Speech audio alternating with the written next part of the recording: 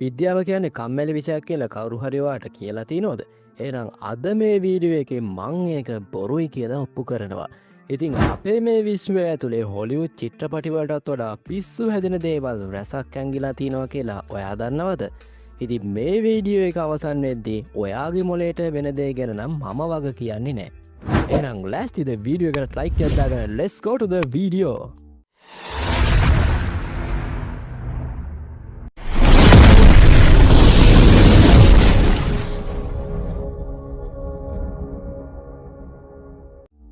අංක එක ආලෝකයට වඩා වේගවත් ටෙලිපොටේෂන්.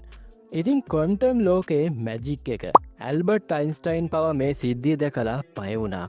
මොකද ඔහු මේකට කිව්වේ ස්පෝකි ඇක්ෂන් at the distance. ඒවත් දුරස්ථ අද්භූත ක්‍රියාවලිය කියලා.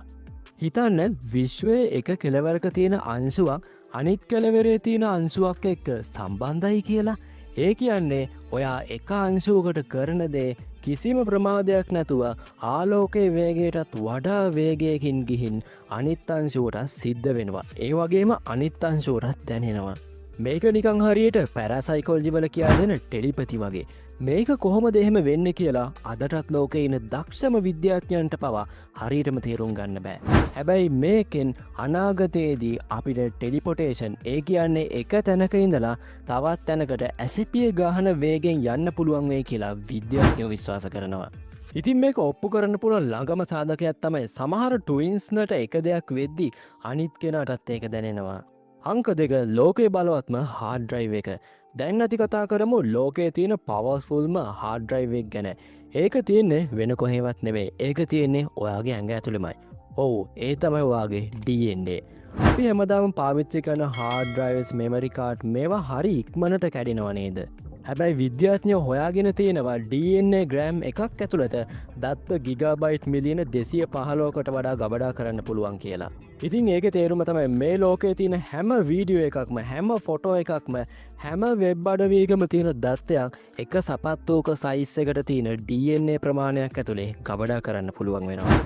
එතකොට තේරෙනව නේද? ඔයාගේ ශරීරයේ නිකම්ම නිකම් මස් වැදල්ලක් නෙවෙයි, ඒක සුපිරි පරිගණකයක්. ඉතින් ඔයා දන්නවද ඔයාගේ මේ ඇඟේ තියෙන හැම DNA එකක් ඇතුළේම දත්ත ගබඩා වෙලා තියෙනවා. ඒ කියන්නේ ඔයාගේ පෙර ආත්මවල තියෙන හැම මතකයක්ම, හැම ඩේටා එකක්ම මේ DNA වල ඇතුලේ ගබඩා වෙලා තියෙනවා. ඉතින් ගබඩා වෙලා තියෙනවා නම් ඒ හැම DNA එකක්ම තියෙන්නේ අපි ගාවනේ. එතකොට ඇයි අපිට පරණ ආත්මවල දේවල් මතක් වෙන්නේ නැත්තේ?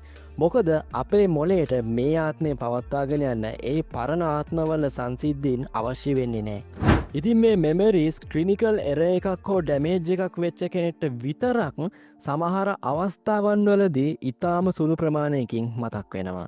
අංක 3 මේ ලෝකය මැට්‍රික්ස් එකක්ද? අවසාන කාර්යය මේක ඇහුවම නම් ඔයාට වගේ නින්දත් නැතිවේ. අපි ඇත්තරම ජීවත් වෙන්නේ කාගේ හරි පරිගණක ක්‍රීඩාවක් ඇතුළේද?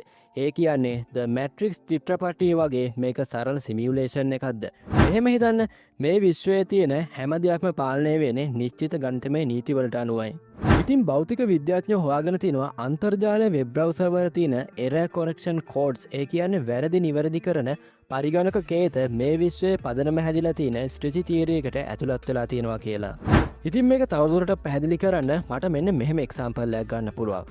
ඔයාලට දැනලා තියෙනව නේද ස්වභාව දහමට මොකක් හරි හානියක් වුණොත් එහෙම ඒ හානිය නැවත හරි ගස්සන්න ස්වභාව දහම විසින්ම තවත් ක්‍රියාවලියකට එළඹෙනවා. මේක හරියට අඩු පීඩන කලාපයක් ඇතිවෙච්ච ගමම ඒකේ පීඩනය නැවත සමතුලිත කරන්න හතර වටේම හුලං හමාගෙනනවා වගේ වැඩක්.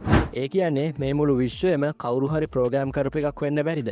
ඊළඟ වතාවේ ඔයා කණ්ණාඩියෙන් ඔයාගේ මූණ දිහා බලද්දී පොඩ්ඩක් හිතලා බලන්න මේ දකින්නේ ඇත්තම ඔයාද කියලා. මේ විශ්වය කියන්නේ තේරුම් ගන්න අමාරු අභිරහස් වලින් පිරිච්ච තැනක්. ඉතින් කාර්යබහුල ඔයාගේ ජීවිතයට මේ තියරි එක යොදාගන්නේ කොහොමද? සරලයි. මේ අනන්ත වූ විශ්වයේ අරුම පුදුම දේවල් ගැන හිතද්දී ඔයාගේ එදිනදා ජීවිතේ තියෙන ප්‍රශ්න, දුක කොච්චර පුංචිද කියලා ඔයාටම තේරෙවි. මේ වීඩියෝ එකෙන් ඔයාගේ මොලේට පොඩි හරි ෂෝට් එකක් ලැබුණා නම් අනිවාර්යයෙන්ම මේ වීඩියෝ එක ලයික් කරන්න. ඒ වගේම යාළුවොත් එක්ක ෂෙයා කරන්න. මේ වගේ තවත් සුපිරි පිස්සු වැදෙන අධ්‍යාපනික වීඩියෝ නරඹන්න අපේ channel එක subscribe කරලා නැත්නම් අනිවාර්යයෙන්ම subscribe කරන්න. එහෙනම් පරිස්සමෙන් ඉන්න. bye. I don't ever slow up, no I don't take shit. I got no love for the fakeness. If you wanna play tough and wanna hate this, I'll always show up. I don't ever slow up, no I don't take shit.